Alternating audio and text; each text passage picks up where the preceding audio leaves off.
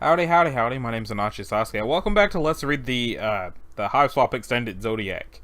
In the last episode, we read through all the rust signs, or rather, we read through the rust signs to the point that I covered all these side things, and then just went in reading what the signs themselves stood for. And I'm going to do that again with the bronze signs for the sake of like refreshers on what all the things were. So we're going to start with Taurus, which is Prospect and Breath.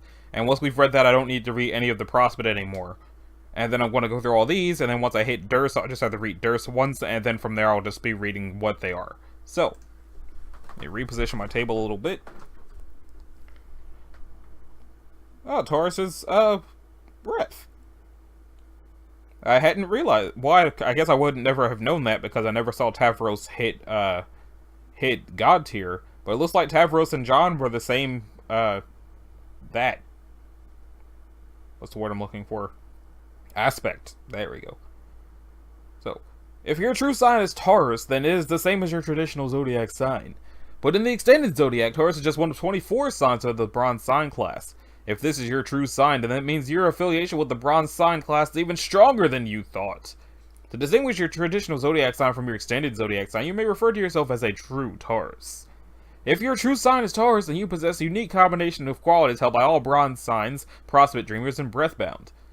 So for Bronze signs have a warm and generous disposition, but you might not accuse them of it in the first time you meet. They have a tendency towards being withdrawn and slow to open up with new people. This can make them come off as arrogant and cold, like they think they're too good for everyone, although the reality couldn't be further from the truth. In fact, they crave validation and companionship. They're very open-hearted, but if a Bronze sign decides to dig their heels in, it can be like talking to a wall.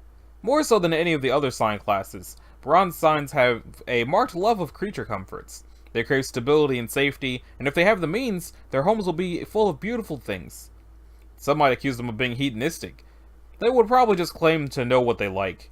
As lovers, they can be quite needy, wanting assurances that the affection they feel is reciprocated. Because of this, they have a particular affinity for animals. Don't try to break a Bronze sign's routines, they'll resent you for it, even if oftentimes they're too polite to say so. Now for Prospect, marked by a flexible optimism, the personalities of Prospect Dreamers are reactive and intuitive. They naturally exist in the present rather than look to the future or obsess over the past. When making decisions, Prospect Dreamers tend to rely on gut instinct and whatever emotions they are experiencing at the moment. This makes them quick to act and reliable in a crisis, but it can also make them capricious. They have trouble thinking things through, and their feelings towards specific situations and decisions can change from day to day. They solve problems with creativity rather than cold logic, often seeing multiple options with ease and clarity. Because they generally take things as they come, Prospect Dreamers are less rebellious than they are adaptable. Instead of struggling against authority, they'll find a way to coexist with it. Possibly because they are so instinctual and flexible, they like having a defined set of rules, a safety net for their passionate lives. Naturally trusting, they have trouble with deception or hiding their true selves, and will often worry about what others think of them. The self they project into the world is often not under their control. And then there's Breath. Those bound to the aspect of Breath are, above all, expansive. Aggressive expansion. Flexible and driven, they leave an impact wherever they go. Like the breeze itself, they are able to sweep others up to carry along in their wake, but also like the breeze, they can be difficult to catch hold of or tie down. Although Breathbound do make very good leaders, Breath tends to be a very personal aspect. Often, heroism comes as sort of an offshoot of them pursuing their own personal stories. They lead by example and will routinely be surprised that others look up to them or feel inspired by them. They have a tendency to underestimate themselves and not always out of poor self-esteem. They're just doing their own thing. At their best, Breathbound are motivated, adaptable, and forward-thinking, but at their worst, they can be volatile, avoidant, and gullible. So, next up is Taurus. Sign of the Prosperous. It looks like somebody flipping somebody off, though. If your sign is true sign is Taurus, then you possess the blah blah blah blah. The sign of the Prosperous. Already read that. Scroll down to the aspect. Those bound to the aspect of time are fighters, full stop. Their lives are often marked by struggle, not so much because fate has it in for them, but because they are fundamentally incapable of just accepting things as they come. They value action over passive acceptance, even if that may not be the wisest or safest choice. Don't try to tell a time bound to sit still and look pretty. They are very goal-focused and tend to value the destination over the journey. And you won't find them making that journey in any traditional sort of way. To quote cheesy posters found on many a guidance counselor's wall, impossible is just a word. If you need a miracle, they're who you call. At their best, the time-bound are empathetic and relentless problem-solvers. At their worst, they're ruthless, defensive, and impulsive. And that brings us to Tar Psi, which is the sign of the convalescent. It's a fun word, convalescent. Life. Those bound to the aspect of life are the universe's healers. They are concerned with the betterment of themselves and those around them, as well as the onward march of positive progress. Deeply empathetic, they have an intuitive understanding of others' suffering and the best way of righting those wrongs. If you're poisoned, chances are the lifebound has something for what ails ya. This applies to both physical and mental suffering, though it might not be a cure you'll like. They also have a tendency to put others' needs before their own, which never ends well for anyone, because the lifebound can grow bitter if they feel their own self-care has to be shunted aside. At their best, they're great listeners, caretakers, and nurturers. At their worst, the lifebound are passive-aggressive and they're pushy. They're certain they know what's best. Nas. Tarnius, which is the sign of the entrepreneur. I wonder if we've seen any of those yet in Hiveswap. So, hope. Those bound to the aspect of hope are driven first and foremost by their convictions. They do right for right's sake, and they are quick to come to the aid of anyone they deem to be experiencing injustice. That said, their views of the world can be quite black and white, so what they see as the right thing may not always be the universally accepted view. They put great value in the power of the imagination, the ability to dream up a better and more beautiful future. If anyone could dream a better world into existence, it would be one of the hope-bound. They may sound like all sunshine and rainbows, but they aren't averse to a little destruction, especially if they think they can replace it with something better and more just. At their best, hope-bound are positive, caring, and warm. Their worst, they can be narrow-minded and selfish. Taratanius? Is that how you say that? No, I still gotta go to Tarakorn. The Tarakorn is the sign of the gratified. And they are rage? Those bound to the aspect of rage are bringers of chaos. They possess a great contempt for lies and false ideas, including the stability that false ideas can impart. To them, the true is far more important than the good. They will tear down a system just to destabilize it if, by their reckoning, it is built on faulty premises. Often the Rage-Brown prefer anarchy to any of the alternate forms of civilization, which they believe to be riddled with lies and foolishness and obedient masses. They're bringers of confusion and doubt, and they can be frustratingly difficult to convince otherwise when they have attached themselves to an idea. If they sound dangerous, they are. The Rage-Bound tend to be most volatile and unpredictable of the aspects. At their best, they're original, revolutionary, and fearless. At their worst, they are cruel, uncompromising, and vicious. Now we're on the, Taratanius, which is the sign of the Utopian. It looks kind of like Ultraman's face a little bit. Just a little bit. And they are of the Void. Those bound to the aspect of Void are the universe's secret keepers. The unknown doesn't scare them. Where others might see emptiness, they see potential. A blank page, an empty canvas. That's what the Void-bound live for. They value mystery and the unexplained, and are not particularly bothered by not having all the answers. Where others might be compelled to go out and seek answers, the Void-bound lean more towards casting doubt on what is already considered fully understood. They don't take much on faith, and would rather live in a state of confusion than believe something that might be untrue, or bow to intellectual authority. After all, in order for something new to be built, the old rotting foundation must often be raised. At their best, Void-bound are wise, intuitive, and vibrant. At their worst, they can be dismissive, indecisive, and apathetic. And that brings us to Tarpeo, which is light, and the sign of the student. It looks like a cycloptic sad face.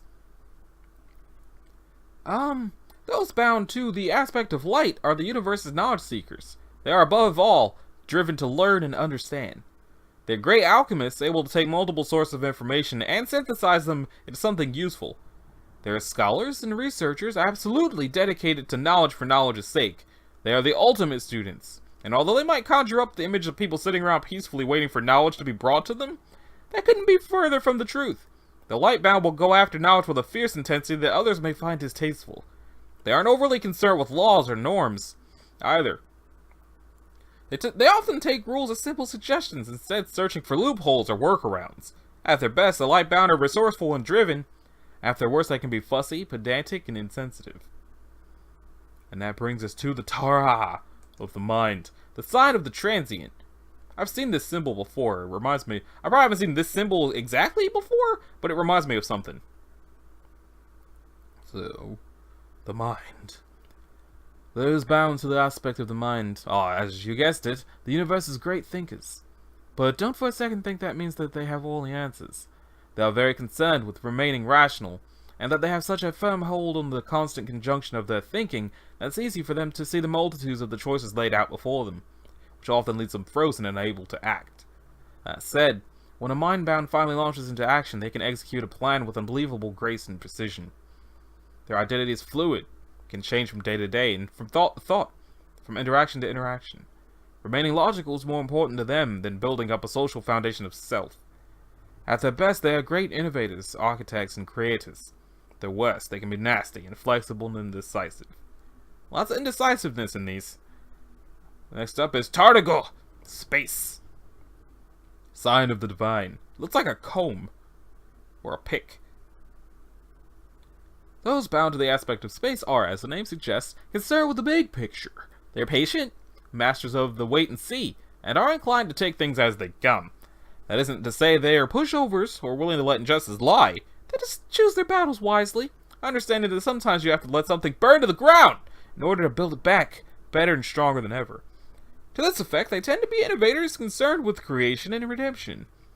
Catch them recycling the old to make the new, the fresh, and the beautiful. For the spacebound, their journey is as, if not more, important than the destination. How they do something is as important as what they do. At their best, they are steady, impartial, and creative. At their worst, they can be detached, apathetic, and vague. Now it's time for Tarlo, the heart, the sign of the extravagant. Those bound to the aspect of heart are very concerned with their favorite subject, themselves. It wouldn't be a stretch to call them self-obsessed, but not necessarily in a negative way. They simply want to understand the one thing we all are stuck with for our entire lives, i.e., our own minds. Forging an identity is extremely important to the heartbound, and every decision and action goes towards building a coherent narrative of their own story. That isn't to say a heartbound doesn't care deeply for their friends and allies. They just have a tendency to assume that everyone is as concerned with identity as they are. They're excellent at putting on and taking off masks as the situation calls for them. At their best, they are competent, imaginative, and steady. At their worst, they can be overbearing, inflexible, and gold. Ice cold. Tarser, which is blood. The sign of the chair. Isn't this the guy? I think this might be the symbol of the guy from Hiveswap. The game, not the website. The game. And not the friend sim, the game, with the Act 2 that's supposed to be happening in the springtime. But it's only like a month and a half left for it to still be spring. We'll see. Maybe it'll June the 12th is still technically spring, so I'm saying right now, I think that Hiveswap Act 2 might come out on June the 12th. But don't quote me on that, because I'm just a guy. I don't mean anything. Anyway, sign of the cherished. Blood. Those bound to the aspect of blood draw their strengths from bots, the trust and camaraderie that blooms among a group of people who all share a single vision. Bloodbound are absolutely leaders, but they inhabit more of an inspirational role than a commanding one. They are prophets rather than generals, giving others the strength and the motivation to keep fighting. The bloodbound can dispense excellent advice, even when their own lives and interpersonal relationships are disasters. They can be very do as I say, not as I do types. A bloodbound can often be found on a sinking ship, forcing an endeavor forward with sheer stubborn force of will. No matter how bad things go, a bloodbound can always count on friends and allies. At their best, they are charismatic, uplifting, and magnetic. At their worst, they can be sullen, unkind, and set in their ways. So that's blood. Now it's time for Tarmino, which is doom! Looks like a bowl. Or a Tesla coil. But they're the sign of the lonely. So, I guess we could just say that's one dude with their walls. And they're like, I'm so lonely, but I'm also happy because I don't like people. Those bound to the aspect of doom are fate's chosen sufferers. It may not sound like an overly pleasant aspect to be aligned with, but it does come along with great wisdom and empathy. The doombound understand that misery loves company, and they are ready and willing to provide said company. The doombound won't fix you. They aren't healers. They're commiserators. Aware that sometimes the only thing you can do for a person is let them know that they're not alone in their suffering. They're not the advice friend. They're the friend you go to when you need to vent about a rough day at work. They're not necessarily noble martyrs either. The doombound can become quite irate about their lot. At their best, they're wise, kind, and non-judgmental. At their worst, bitter, resentful, and fatalistic. Now, we're at breath again, but now it's time for Durst. So, Tarun, which is the sign of the liberated, and it also looks squiggly, and kind of like some sort of boob necklace. Now we read about Durst. Durst dreamers have personalities marked by a distinct and restless skepticism. Whatever their waking circumstances, chances are they will live in a state of dissatisfaction. Rebellion is in the blood, manifesting whether they are fighting back against a fascist dictatorship or the most recent trend in casual footwear. Durst dreamers are cerebral and self-aware. They have a far better grasp on the landscape than of their own minds, than of the world around them, which they can find alienating and confusing.